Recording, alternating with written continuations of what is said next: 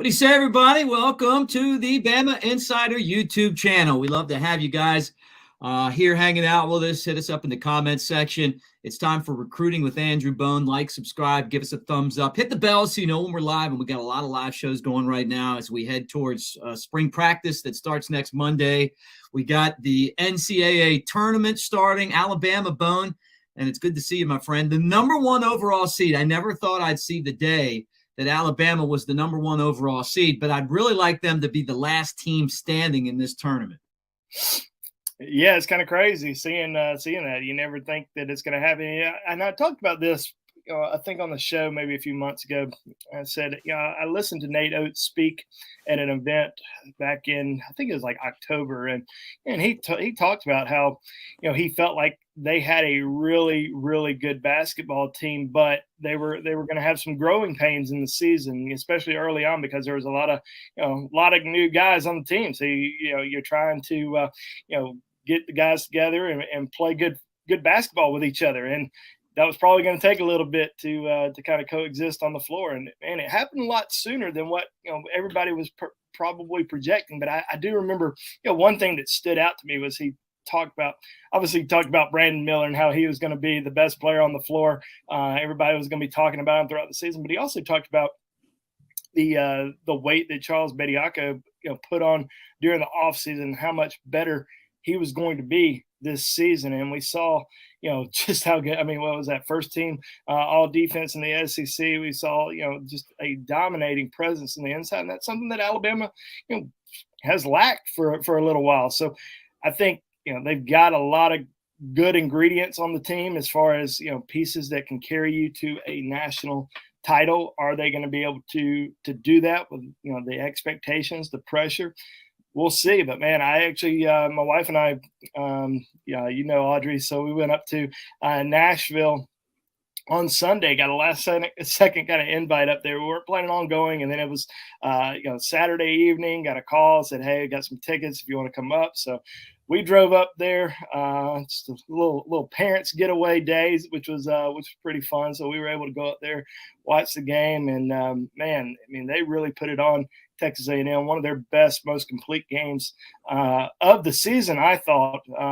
From offensive and defensive standpoint, just a lot of fun to watch and enjoy. It was certainly packed with Alabama fans. There was a few Texas A&M fans there, but it was certainly very pro Alabama in Bridgestone Arena in Nashville on Sunday. So that was a good time. And now they're playing in Birmingham here this week, so it'll be interesting to watch. Just the overall tournament, because I do think there's a lot of good teams out there. I think it's almost up in the air who's going to win it all this year. Obviously Alabama's the #1 overall seed, and I remember in college Alabama beating that #1 overall seed in Stanford back in 2004, and I guess that was the last great run for Alabama in the NCAA tournament as far as they've been able to get to in the was the Elite Eight. So I do think, obviously, people are going to be talking about this season for a long time. SEC regular season champions, SEC tournament champions. But as good as this team is, the high expectations, I think anything less than making it to the Final Four is a disappointing season. Mm-hmm. Yeah. This is what matters. This is what counts. You play the season to get into the tournament. You're now in the tournament as the top seed in the country. So you got to go in there and prove that you belong. And Alabama has recruited lights out. They got a coach locked in for the next several years, and they've got a great basketball team, veteran leadership at the guard position, outstanding NBA prospects on their team, including a likely lottery pick this year in Brandon Miller. So they got all the pieces there to potentially take Alabama to its first Final Four and potentially a national championship. I agree with everything you said. Got to get to the Final Four.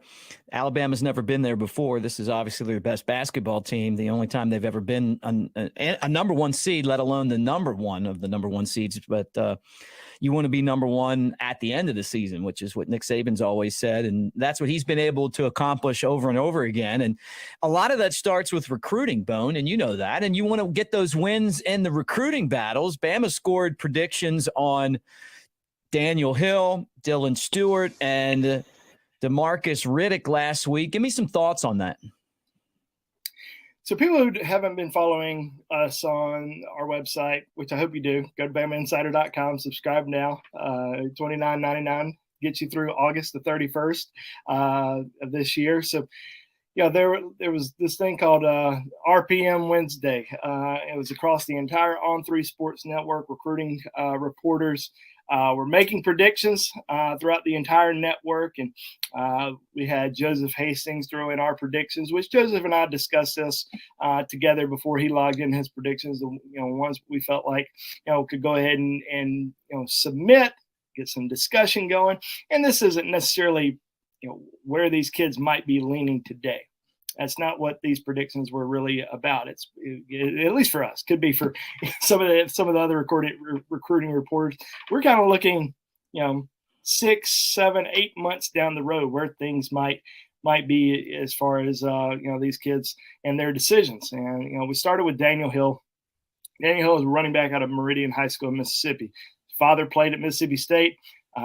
Daniel's already come out and said that his father has told him that it was a mistake for him to go to Mississippi State, that he should have gone to Alabama, and he wants Daniel to go to Alabama. And this is a kid that has been heavily recruited by the Crimson Tide since last year. They like him a lot as far as a bigger running back. He's listed as an athlete, and some people might look at him as a running back type, potential like H-back type player, maybe even a linebacker, but Alabama likes him, really only at running back. And that's the position they've recruited him to play from the get-go, and that's the position he wants to play in college. So this is certainly a kid that, look at him. He's 6'1", 230 pounds. You can spread him out, and he's going to go out there and catch the ball.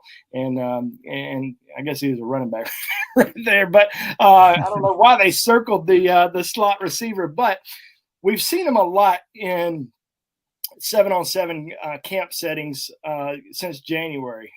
He's had some great performances out there. Showed his his athletic ability to be able to catch the ball. Whether it's splitting out in the slot, splitting out on the outside, coming out of the backfield. So he's just an unbelievable athlete, especially at that size. Really tough to tackle. So certainly a guy that Alabama would love to add. I think it's only a matter of time before he makes that decision for the Crimson Tide. He wants to take some visits, enjoy the process a little bit more, because there are a lot of schools coming after him. And I think he wants to kind of do his due diligence and see as many schools as he can. But Alabama, in my opinion, in a commanding lead for Daniel Hill.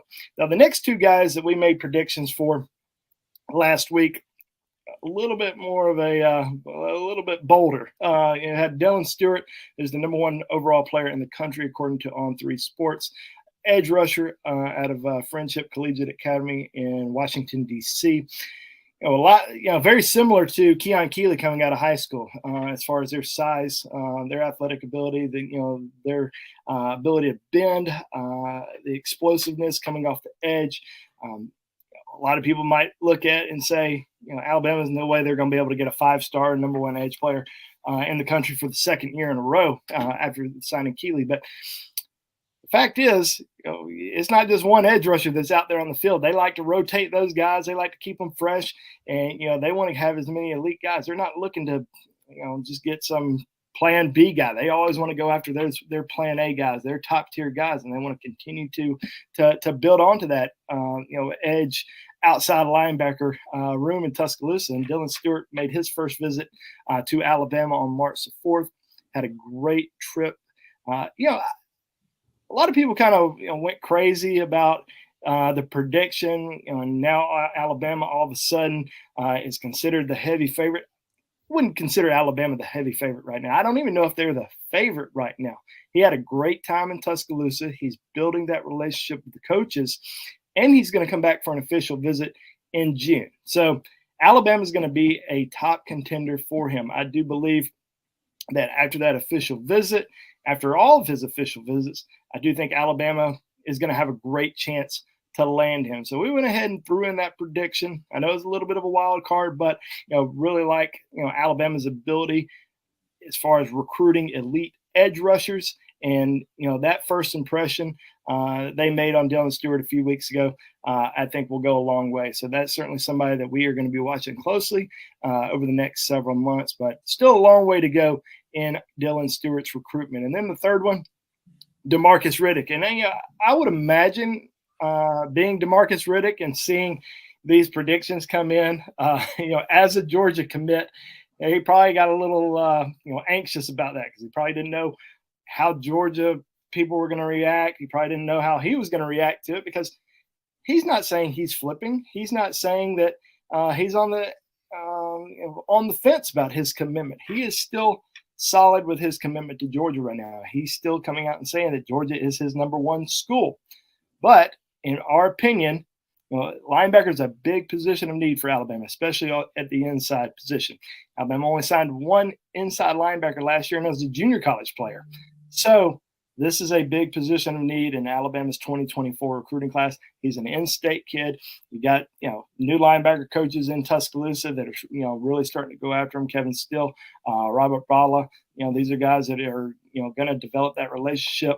Even though that offer came a little later than some of the other ones, I think the interest is very high, and Alabama's certainly going to be pushing hard for him over these next several months. So he's certainly somebody that I think that Alabama can flip. We've seen Alabama flip a lot of good players, especially kids from the state of, that are originally from the state of Alabama who may have made, early commitments. But Auburn's certainly a school of interest as well. He's visited Auburn twice already this year. I think he went to a junior day. He was there a couple of weeks ago. So there's certainly a lot of interest in Auburn as well.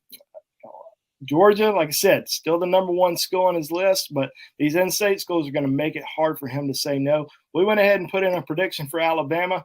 I do think he'll make it back to Tuscaloosa this spring. He's going to come back for an official visit, and I think it's going to be a really interesting race for Demarcus Riddick over the next several months. So those were the three predictions that we made. We saw a lot of other predictions that happened for other Alabama targets for elsewhere, but I do think a lot of the recruiting reporters across the network may have felt a little pressure. Obviously, when you make these predictions, you want them to be right.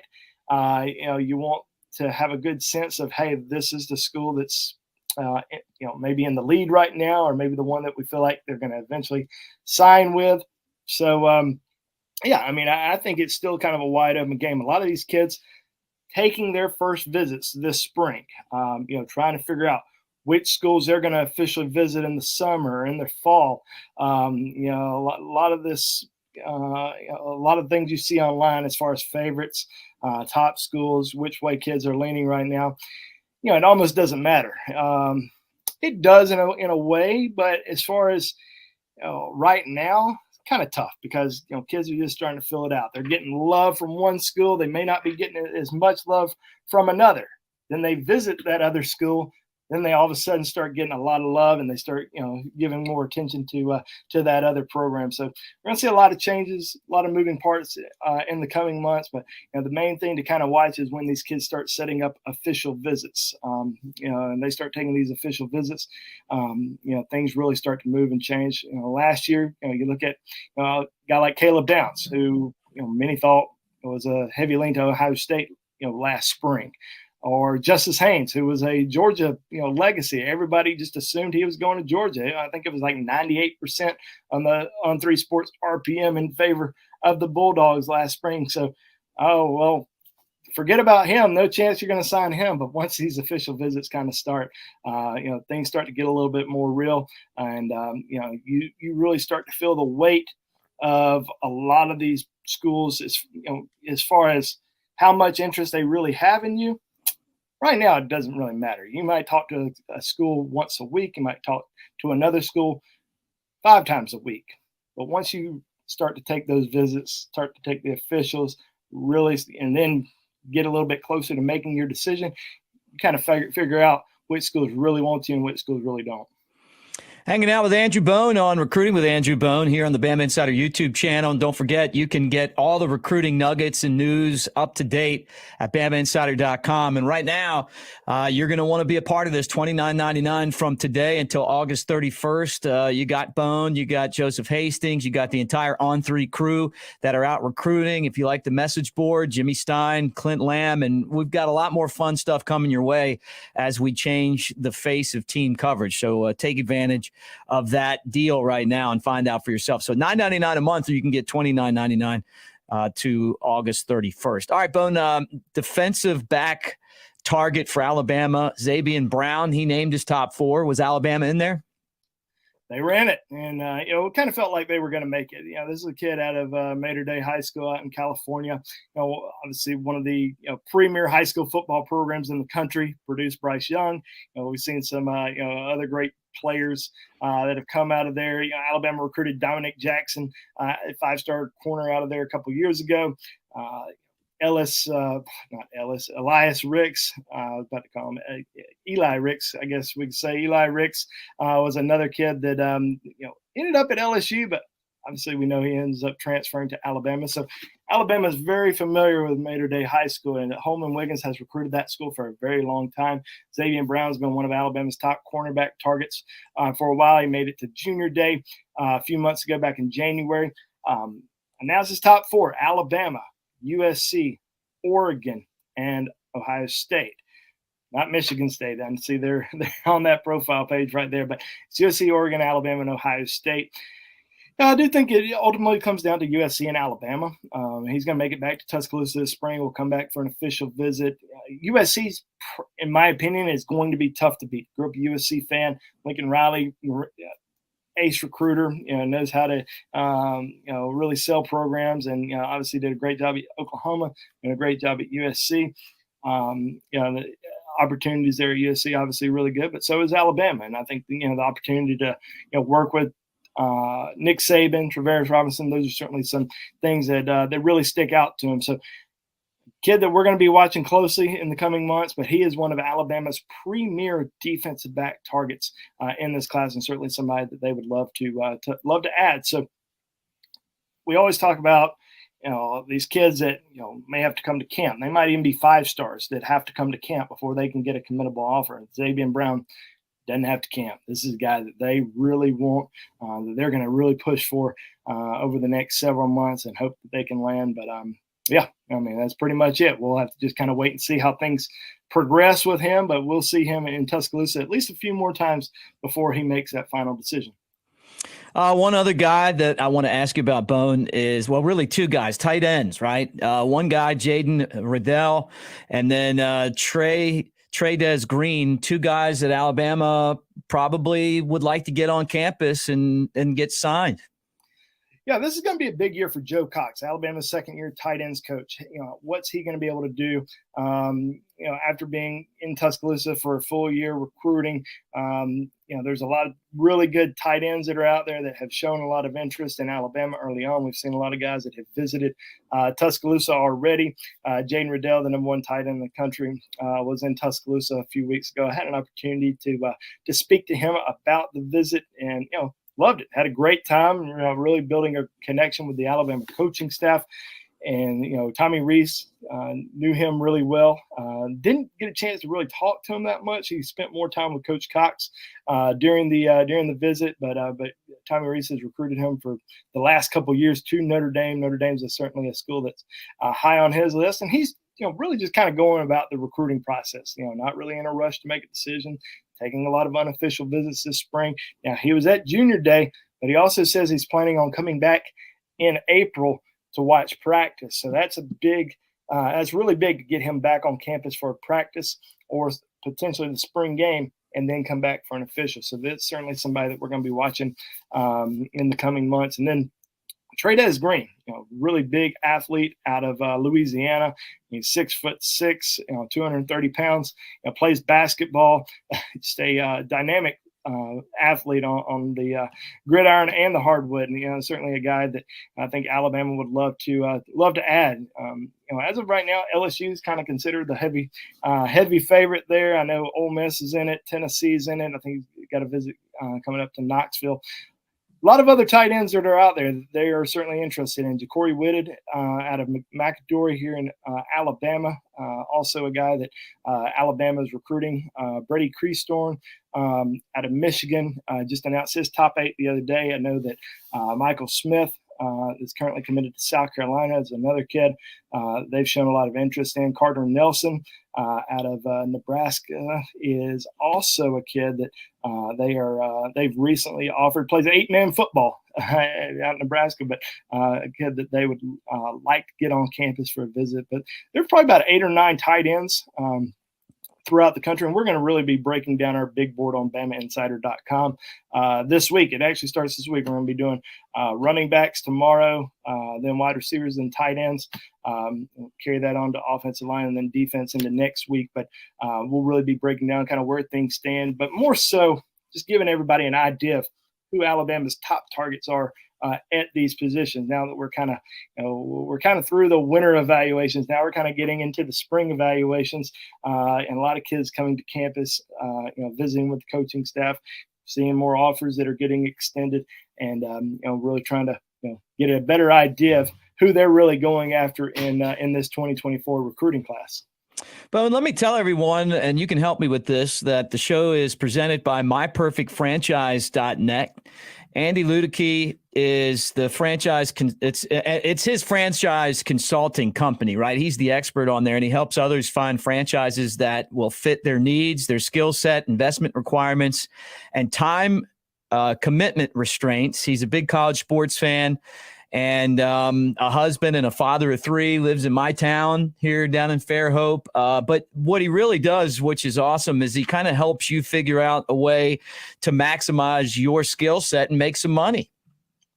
Yeah, absolutely. And I had an opportunity to talk to Andy recently, and what he does is he tries to put you in the best situation possible. He wants to help you out. You could be sitting at home thinking, I would really like to do this, or you may not even be thinking about what you want to do, but kind of what your skills are, and he wants to put you into the perfect my perfect franchise. So he wants to put you into the perfect situation for you in your future, and try to help you grow a company. So definitely check them out. Go to their website, myperfectfranchise.net, and I'm sure they will. Andy would be more than happy to reach out to you and try to help you find a future franchise. Awesome. All right, look, as we roll on, guys, thank you in the comments section. We always appreciate you being here. Like and subscribe. Give us a thumbs up on the Bama Insider YouTube channel. Subscribe because we're trying to get to 100,000 subscribers, right? That would be as many subscribers as there are seats at Bryant-Denny Stadium on a game day. And make sure that you hit the bell. Kyle's doing a bunch of shows now, getting you ready for spring practice. Anytime Nick Saban talks, Nate Oates, any of the coaches, we're going to have live shows on that. We're going to have repeats of the press conferences. Anything Alabama, we're going to do right here. Monday Night Quarterback, which came on last night. And we want you guys to be there for it. So make sure that you hit the bell, and you'll know when we're going live. Took a few questions from fans via social media this week, Bone. One of them, do I see a difference in the type of athletes recruited by Alabama in this cycle? Not really. It's always going to be, more geared on biggest positions of need. He kind of went into this recruiting cycle knowing tight end's a big position of need.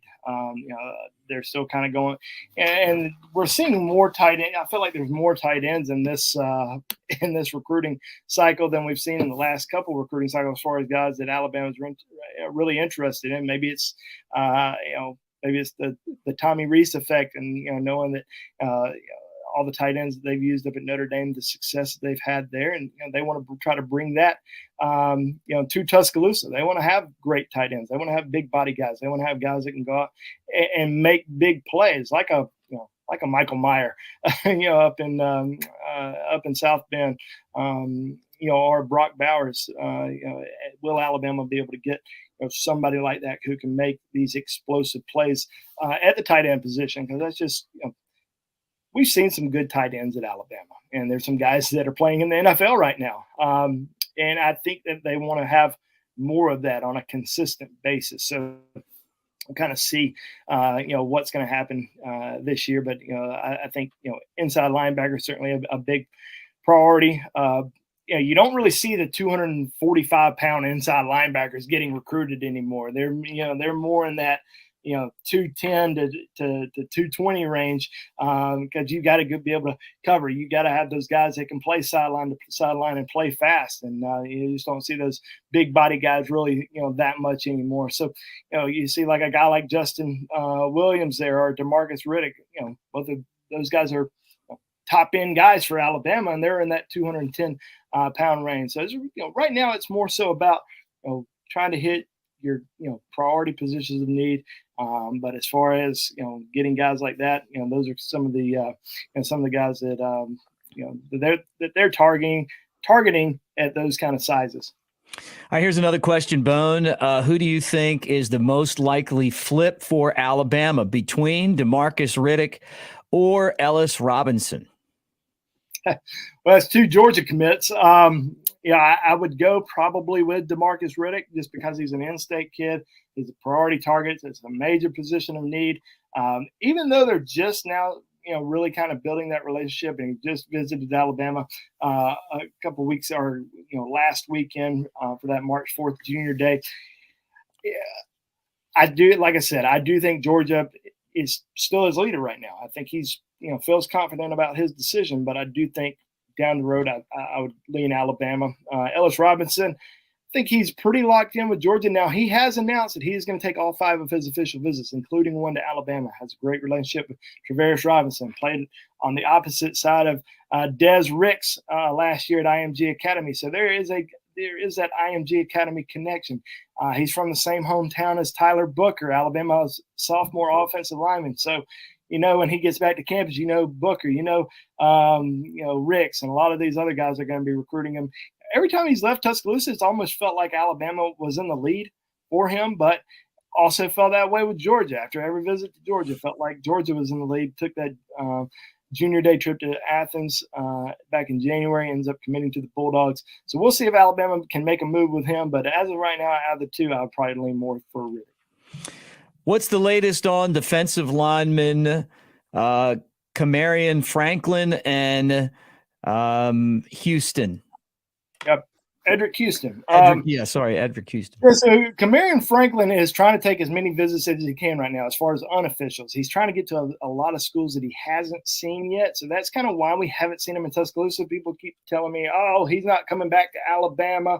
He's missed the last 3 junior days. He doesn't have any trips scheduled to Tuscaloosa just yet, because he's visited Alabama a few times. He's going to a lot of schools that he hasn't seen. He visited Auburn, going up South Carolina. I know he's going to Texas A&M, Tennessee. These are all schools that he really likes, that he wants to see. A couple of the schools he has been to before, but I think he's just trying to fill out the process.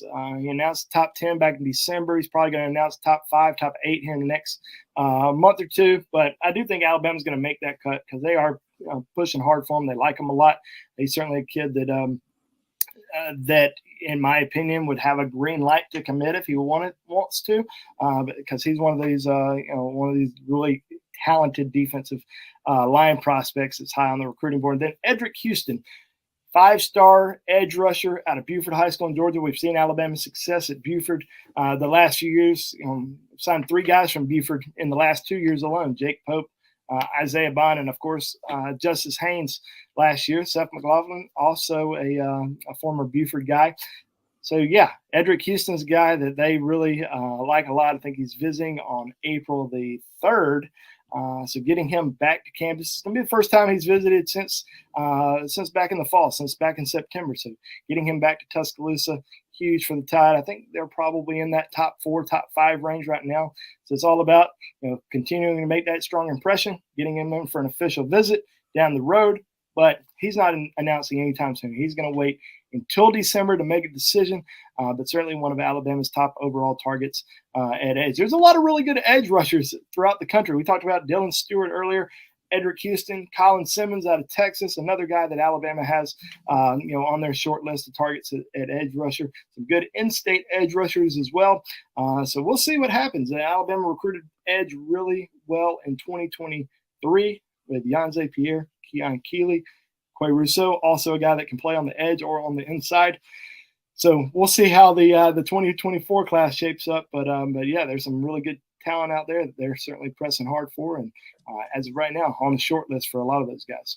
All right, Bone, last question before we wrap things up. Will Alabama take a second quarterback in this class? One thing people got to understand is I think Alabama's always going to kind of recruit other quarterbacks, even when they might have the best quarterback in the country committed to them in Julian Sain, because you just never know what's going to happen, especially on your current roster with the transfer portal these days.